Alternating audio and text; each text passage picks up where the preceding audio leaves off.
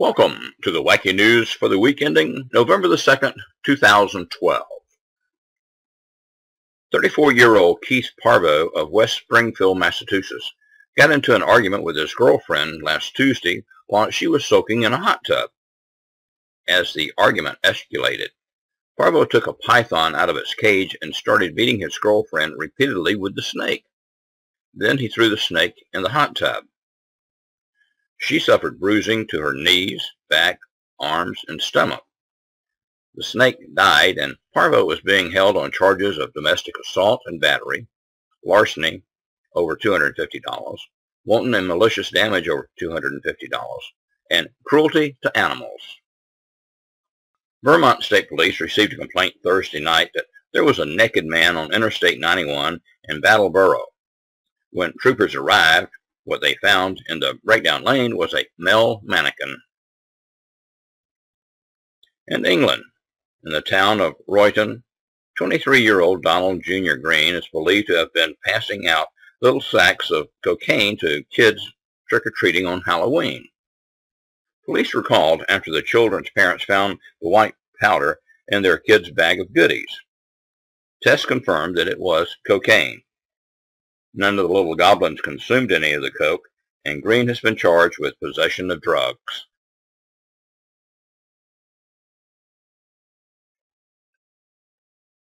After being charged with stealing about $1,000 worth of meat from a Johnsontown, Pennsylvania meat packing plant, 47-year-old Joseph Winogoski gave police a couple of different accounts of what happened. First, he said he was driving past the packing plant and saw a couple of men break a glass door and throw meat onto the sidewalk, and he was reporting that crime. Next, he said he stole the meat after drinking and taking pain medication. Now he claims he stopped outside the packing plant to pee and only stole the meat after his car accidentally backed into the building and broke the glass door. That's his story, and he's sticking to it. Just about every year after heavy rains in the Olympic Mountains, the road near Union, Washington is flooded out by the Shokomsky River. And when it does, some migrating salmon can be seen swimming across the pavement. This year, one didn't make it because a dog caught it and walked away with it. In Tennessee, it started in Obion County when the sheriff got a call about a motorist driving erratically. When deputies caught up with the driver, 29-year-old James Joseph Bell, he refused to stop and led them on a high-speed chase. Well, it wasn't really a high-speed chase. Rather, it was a slow-speed chase at 20 miles per hour. Bell made it to Wheatley County before he was finally intercepted. It was then that officers discovered that he was under the influence of drugs and was completely naked. Now he faces charges in both counties.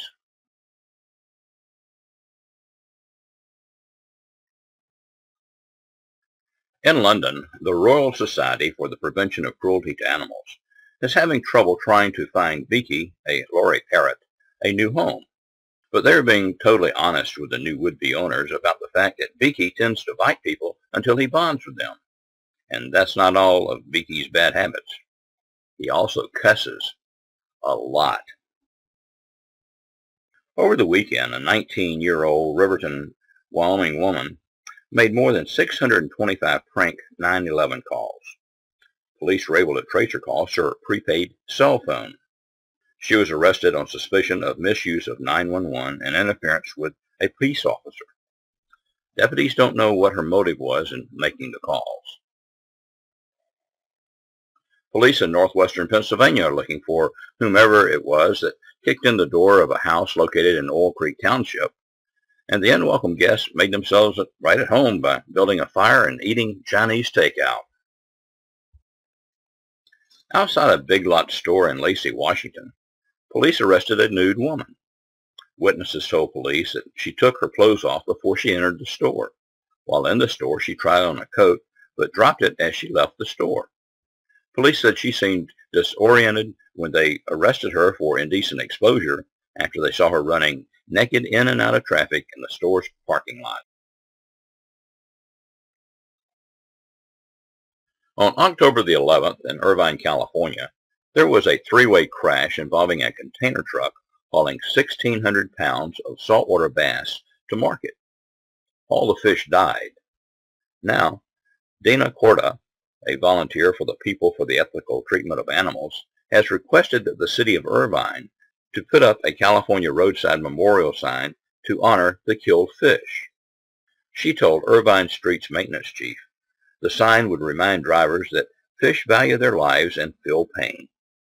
Corda acknowledges roadside memorials traditionally honor humans, but she hopes an exception will be made.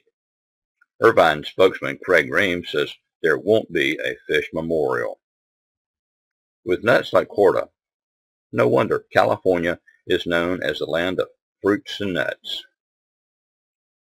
Suspected smugglers who tried to use ramps to drive a Jeep Cherokee over a 14-foot tall border fence had to abandon their plan when the SUV became stuck on top of the barrier.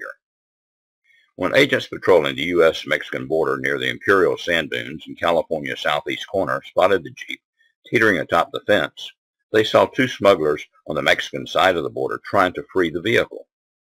They escaped by running further into Mexico.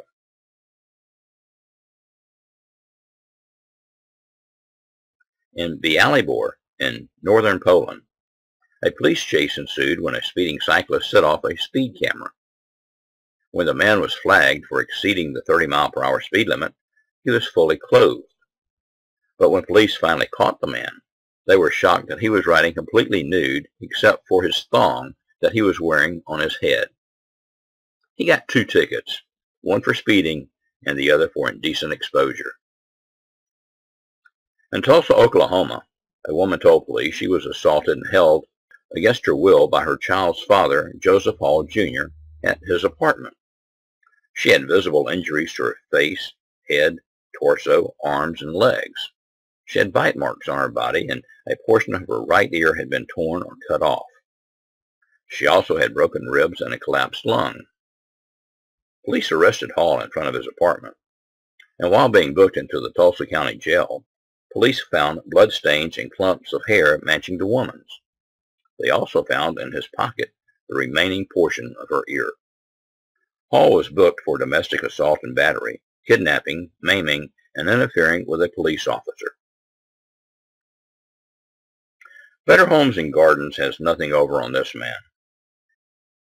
Daniel Cross, a good old boy in Bristol, Tennessee, got busted when police responded to a call about a domestic incident, and they saw street signs nailed to the walls of his house and an orange traffic barrel and cone in a corner. They found more traffic signs under his kid's bed. He told them they were given to him by a friend and he was going to decorate with them. Cross was charged with receiving or concealing stolen property. I think this would be a great story for Southern living. Well, that's a wrap for this week. Thanks for watching the Wacky News, and be sure to join us here next week for more of the strange happenings in the world.